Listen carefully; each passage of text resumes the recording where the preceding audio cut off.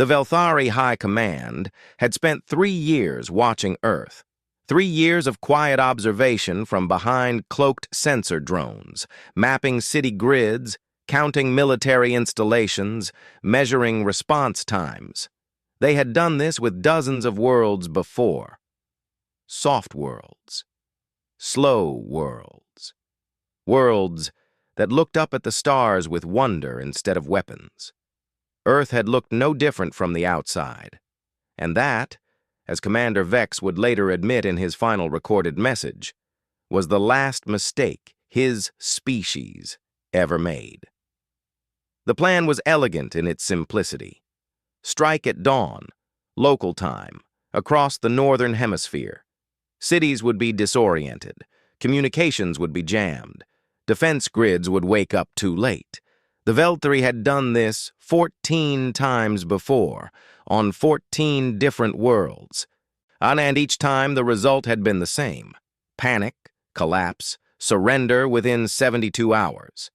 Their ships were fast, their weapons were precise, and their knowledge of human military doctrine told them that ground-based forces could not respond before orbital bombardment had already crippled the will to fight. What their sensor drones had not noticed, what their analysts had dismissed as background interference, was the construction happening on the far side of the moon. It had started 8 years ago, after the Valorian contact incident. Most people on Earth didn't know the full details of what happened that day in orbit above the South Atlantic, but the governments that mattered did. A Valorian explorer vessel, non-hostile, had passed through the solar system and made brief contact with a joint space station crew. The exchange had lasted less than 6 minutes before the Valorian ship continued on its journey, but in those 6 minutes the crew had learned one terrifying and world-changing fact. Humanity was not alone. The universe was populated by dozens of spacefaring civilizations, and several of them had a long and documented history of consuming younger, less advanced species. Earth's governments, for once, had agreed on something without decades of debate. They had agreed on this: never again would humanity be caught looking up at the sky with nothing to shoot back with. The project was called Shepherd. It was funded through 1,000 different shell budgets, hidden inside scientific research grants and deep space exploration programs. It employed over 40,000 engineers, physicists, materials scientists, and military strategists, all of whom had signed agreements that made the old nuclear secrets look like casual conversation. The Shepherd facilities stretched across the lunar far side like a scar. Hangars buried under craters, launch rails hidden in shadow ridges, fuel refineries disguised as geological survey stations. By the time the Velthari fleet broke from their staging point beyond Saturn's orbit, Shepherd was complete. Earth's orbital defense fleet, the EDN, the Earth Defense Network, consisted of 238 warships, ranging from fast strike corvettes to 3 dreadnoughts that each massed more than a small moon. They were crewed by the best military personnel from dozens of nations. I trained together for 4 years in deep space exercises that were classified so thoroughly that most of the crews themselves didn't know what they were preparing for. Admiral Yuna Osei received the Velthari fleet's jump signature at 0347 GMT. She was already awake. She'd been awake for 19 hours because Earth's long-range deep space array had detected the staging fleet 6 days earlier, and the EDN had spent every one of those 6 days getting into position. She stood at the command display of the flagship EDNS Perseverance and watched the red dots populate the tactical map. 211 Velthari warships. Impressive by any measure. The kind of force that had crushed the Kelthani homeworld in a matter of days. The kind of force that the Velthari expected would end this in hours. Osei felt no fear. She had moved past fear sometime during the 3rd year of training, when the simulations had thrown scenarios at her crew that made this look manageable. What she felt instead was something cold and precise and very, very focused. She keyed the fleet-wide channel. Her voice was calm, almost quiet. "All units, this is Admiral Osei. The Velthari fleet has entered the system and is proceeding toward Earth on an attack vector. This is not a drill. This is not an exercise. This is the moment we have spent 8 years preparing for." She paused. Not for drama. She was not a dramatic person, but to let the silence do its work. They think they are attacking a planet. They do not know they are walking into a trap. Shepherd positions hold. Let them get comfortable. Let them think they own the dark. Now we go loud on my mark. Across 238 warships, 238 crews checked their stations, confirmed their weapons, and waited. The Velthari fleet came in fast and confident. Their jamming systems activated at the outer edge of the moon's orbit, flooding the electromagnetic spectrum with noise. Ground-based radar would be blind. Satellite communications would be cut. To any Earth-based observer, the sky would simply go dark, and then, seconds later, the first explosions would begin. What the jamming did not account for was that Earth's response forces were not on Earth. They were already in space, already dark, already waiting. Commander Vex's flagship, the Conquest-class carrier Eternal Dominion, led the vanguard toward Earth's night side. His tactical officer reported nominal readings. No military emissions, no active targeting, no fleet response. Just the blue-green curve of the planet, quiet and sleeping, exactly as the intelligence briefings had promised. Vex allowed himself a moment of satisfaction. The humans had no idea. Then the EDN fleet lit up. All 238 ships went active simultaneously. Drives, weapons, targeting systems, communications. The effect on Velthari sensors was like turning on every light in a dark room at the same instant.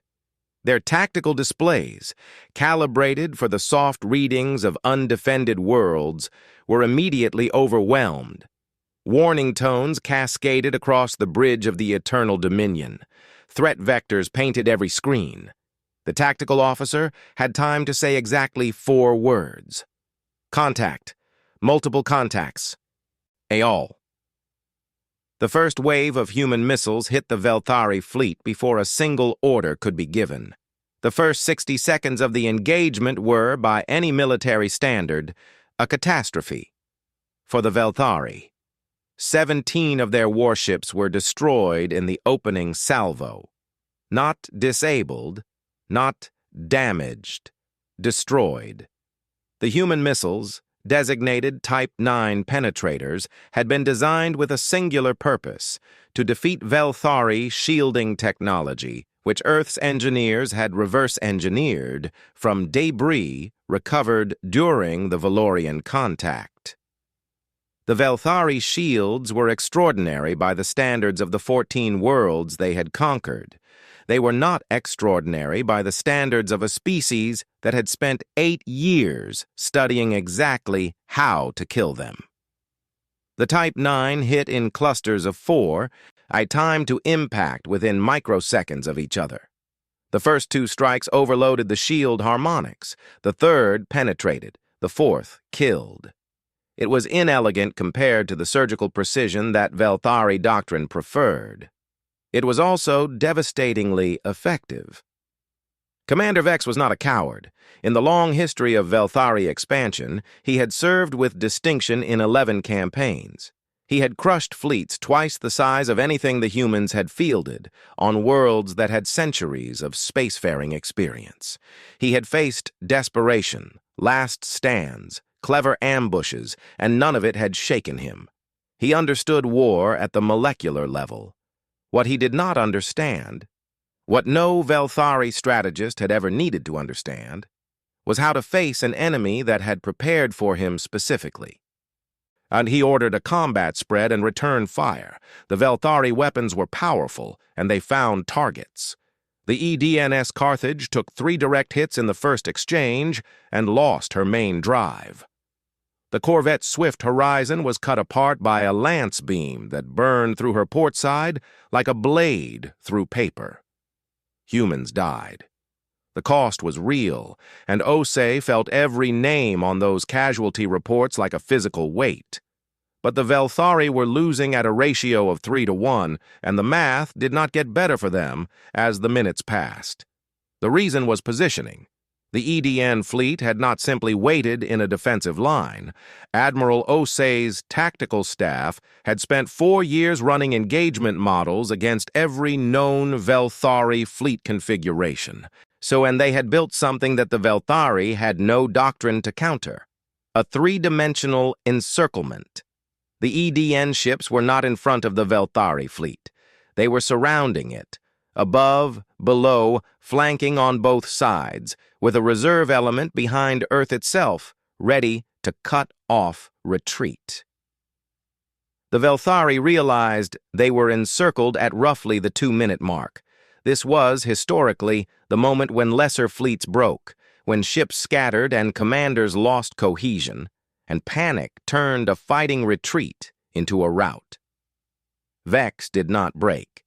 He ordered a fighting withdrawal toward the lunar edge, where the geometry was slightly less terrible, and he did it calmly and professionally. He made it approximately 40,000 kilometers before the reserve element came around the moon and closed the gap. On the bridge of the Perseverance, Lieutenant Commander Ade Solano was managing the sensor picture and feeding targeting data to the fleet. He was 29 years old. He had grown up in Lagos, studied astrophysics at university, been recruited into the Shepherd program at 23, and had spent the last 6 years of his life in service of this single moment. He had not slept in 22 hours. He did not notice. "Admiral, the Velthari vanguard is breaking formation. Elements of their 2nd and 3rd battle groups are attempting a scatter withdrawal." His voice was flat and professional, the voice of a man reporting weather. "Recommend we task Squadron 7 through 12 to pursuit interdiction." Osei studied the display. A scatter withdrawal was the right call from Vex's position. The only call, really. And if the Velthari ships dispersed fast enough in enough directions, the EDN couldn't chase all of them. Some would get away. Some would get back to wherever the Velthari staging ground was, and then the Velthari would know exactly what they were dealing with. "Negative on the scatter pursuit," she said. "Keep the encirclement tight. We don't let them learn our fleet composition by letting runners get a look at us from outside. Squadrons 7 through 12 redirect to support the center. Push the main Velthari body toward the gravity well." Solano understood immediately. Pushing the Velthari toward Earth's gravity well created a tactical dead end. They would have to either fight their way through the EDN or maneuver around the planet, which took time and fuel they were burning through fast in combat. It was brutal geometry. I'd Admiral." The battle had been running for 11 minutes when Commander Vex sent a transmission on an open channel, standard Velthari protocol for requesting communication, a low-frequency pulse pattern that indicated command-to-command contact. It was the Velthari equivalent of asking to talk. Osei had been briefed on this possibility. Her communications officer, a quiet woman named Reyes, who had spent 5 years learning Velthari signal protocols, flagged it immediately. "They're requesting dialogue, Admiral." "Are they still shooting?" "Yes, ma'am." "Then we're not talking." She said it without emotion, without cruelty. It was simply a statement of condition. When they stop shooting, we'll consider it. Until then, continue engagement. Vex sent the pulse 3 more times over the next 4 minutes. The 4th time, then he stopped firing first and held for 12 seconds. It was a significant gesture in Velthari culture. Ceasing offensive action while in a combat-losing position signaled genuine intent to negotiate rather than tactical pause. Osei noted the ceasefire. She ordered her fleet to hold fire, maintaining targeting locks. The channel opened. What came through was a translated voice. The Velthari had clearly run it through their own interpretation system, and it was tighter, more precise than she had expected. The Velthari were fast learners, or they had been studying Earth's languages longer than Earth knew. This is Commander Vex of the Velthari Expansion Fleet, addressing the commanding officer of the Human Defense Force. I am requesting terms of engagement. We acknowledge that the tactical situation has moved against us.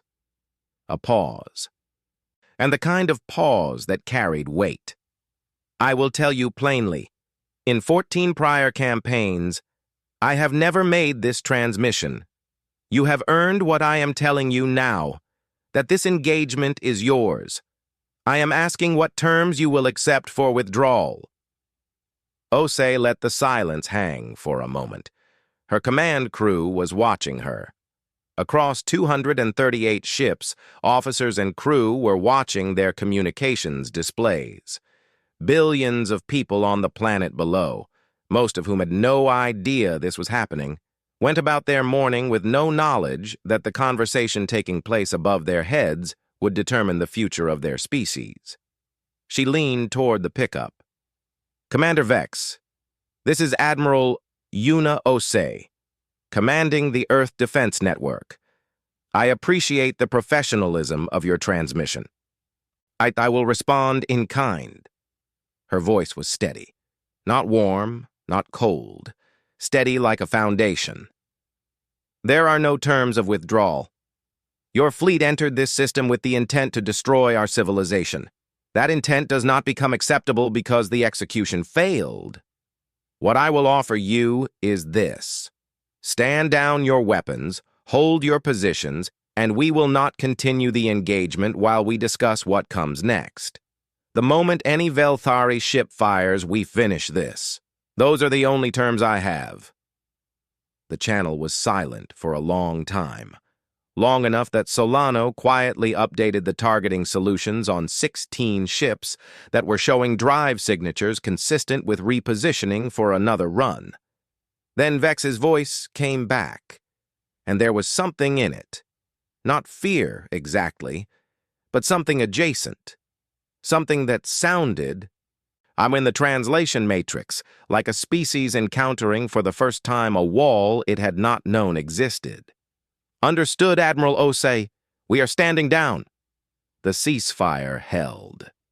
For 71 minutes, the two fleets sat in the dark above Earth, engines idling, weapons locked but not firing, like two fighters holding each other at arm's length while their seconds figured out what happened next. Aboard the Velthari ships, damage control teams were working frantically. Aboard the EDN fleet, medics were treating the wounded and chaplains were beginning the work that always came after a battle, the quiet work that had no military rank. Admiral Osei used those 71 minutes well. She convened a command staff review with her senior officers and with a civilian delegation that had been sitting in a pressurized compartment near the rear of the Perseverance for the past 9 hours, waiting exactly for this moment. The delegation was led by a former Secretary of State named Kwame Asare, a man who had spent 30 years in diplomatic service and who had reportedly accepted this assignment with the words, "At least, if it goes badly, no one will know." He was 64 years old, slightly overweight, wore reading glasses, and was completely unimpressed by the fact that he was currently in orbit. He reviewed the tactical situation with the calm of someone checking a restaurant menu. "So we have them surrounded. They've stopped shooting. Their fleet is significantly damaged. And their commander is waiting for us to tell him what we want," Asare summarized. "What do we want?" Osei laid it out. The EDN's strategic objectives had been defined years earlier, but she walked through them for the group. Establish that Earth could not be conquered without catastrophic cost, obtain intelligence on other spacefaring civilizations and Velthari expansion plans, and if possible, establish a framework that prevented this from happening again. The third objective, she said, is yours. Asare nodded slowly. And Vex, what do we know about his authority? Can he actually make agreements that stick? The intelligence officer, a compact woman named Captain Hirara, pulled up the file. Velthari fleet commanders have broad authority during campaigns. He can't make policy for the whole civilization. But he can make binding operational commitments on behalf of his fleet, and based on what we know about their communication structure, what he transmits home will be their primary account of this engagement. He gets to write the first draft of how his civilization sees us.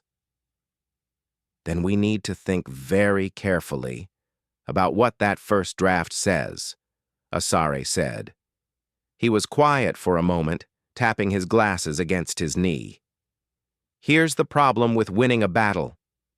If you humiliate the people you beat badly enough, they come back angrier. If you leave them room to walk away with some dignity, sometimes they stay walked away. The Velthari have never lost a campaign. This is new territory for them. He looked at Osei. I don't want to negotiate terms that feel like victory to us. I want terms that Vex can live with, that he can explain to his high command in a way that doesn't make them immediately start planning revenge. Osei understood. She had studied enough military history to know the difference between an armistice and a peace. The negotiations lasted 4 hours. Asare conducted them directly with Vex through the translation link, while Osei sat to the side and listened. She had expected it to be difficult. What surprised her was that it was almost reasonable. Vex was not, it turned out, a true believer in the Velthari expansion ideology. He was a professional soldier who had done his job, been given an objective, and executed it until the execution became impossible. When Asare approached him, not as a defeated enemy, but as a commander who had fought with skill and acknowledged it, something in the tenor of the conversation shifted. Vex was proud. Not stupid proud, but the genuine pride of a professional who recognized that pride had limits. He provided, over the course of those 4 hours, a significant amount of information. The location of the Velthari staging base, the structure of the High Command, the list of 14 previously conquered worlds, most of which, it turned out, still had surviving populations under Velthari administration. He gave all of it not under duress, but in the course of a conversation that Asare had carefully framed as two military men trying to figure out what came next. Your world surprised us, Vex said, at one point in the exchange. It was not quite an admission. It was the closest thing to one that Velthari culture allowed. We had extensive intelligence. We believed we understood your capabilities. You understood our public capabilities, Asare replied pleasantly. We spent 8 years making sure you would. A pause. That is a level of deception that our analysts will find deeply uncomfortable to document. I imagine, for what it's worth, we'd prefer not to have needed to do it. Another pause, longer. I believe you, Vex said, and the translation system, for all its mechanical limitations, caught something in the phrasing that sounded almost like respect. The agreement that emerged was not a treaty. Neither side had the authority to make one on the spot, but it was a framework. The Velthari fleet would withdraw from the system unmolested. In exchange, Vex would transmit a full and accurate account of the engagement to the High Command, including the technical details of the EDN fleet's capabilities. He would recommend, on the record, against any further military action against Earth. He would include Asare's formal offer of diplomatic contact through neutral channels, and he would confirm that the 14 conquered worlds had been identified to Earth, creating the beginning of a record that had implications neither side was ready to fully discuss yet. It was imperfect. It was partial. It was, in every technical sense, less than what Earth deserved after 8 years of quiet terror and preparation. But Asare had been doing this long enough to know that perfect outcomes came later, if they came at all, and that the first conversation between two civilizations that had just tried to kill each other was not the place to demand everything. The Velthari fleet withdrew at 1847 Greenwich Mean Time. Osei watched them go on the tactical display, the red dots pulling back out of the engagement zone through lunar space and finally accelerating on a course that took them out of the inner system. Her sensors tracked them for 6 hours before they jumped. The bridge of the Perseverance was quiet when they went, not silent. Equipment hummed, stations chirped, the background noise of a working warship never fully stopped.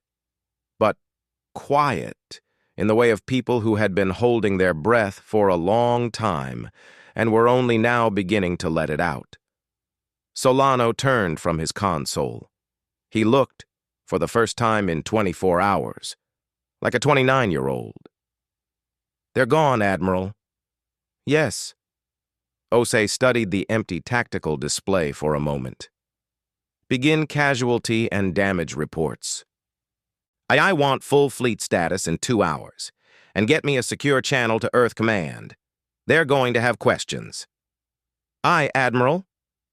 He started to turn back to his console, then paused. "Admiral, we actually did it." She looked at him. The young man from Lagos, who had studied the stars and ended up defending them. The thousands of others like him, across 238 ships, who had signed up for something they were told might never be used and had never wavered. The engineers on the lunar far side who had worked in secret for 8 years.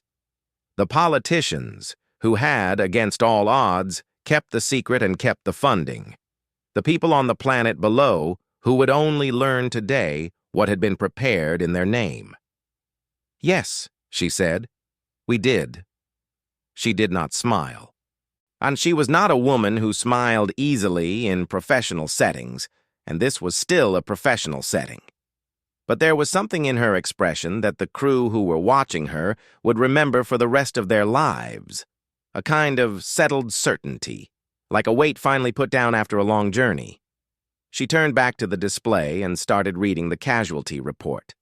41 names, 41 people who had known what they were signing up for and had come anyway, because someone had to, and they had decided that they were the ones. She read every name. She always would, after every engagement for the rest of her career. It was not required. It was not efficient. It was simply what she believed was owed.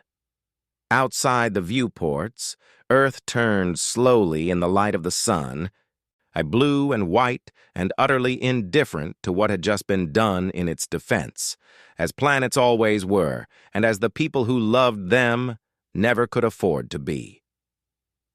3 weeks later, the first alien diplomatic vessel from the Valorian Compact arrived in the outer system, broadcasting on the contact frequency that the Valorian explorer had shared years before. They had detected the engagement on long-range sensors.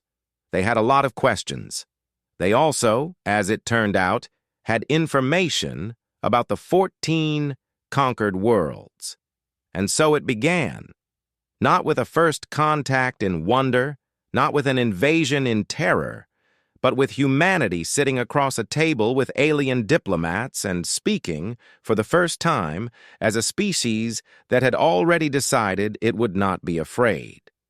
The universe, it turned out, had not expected that either.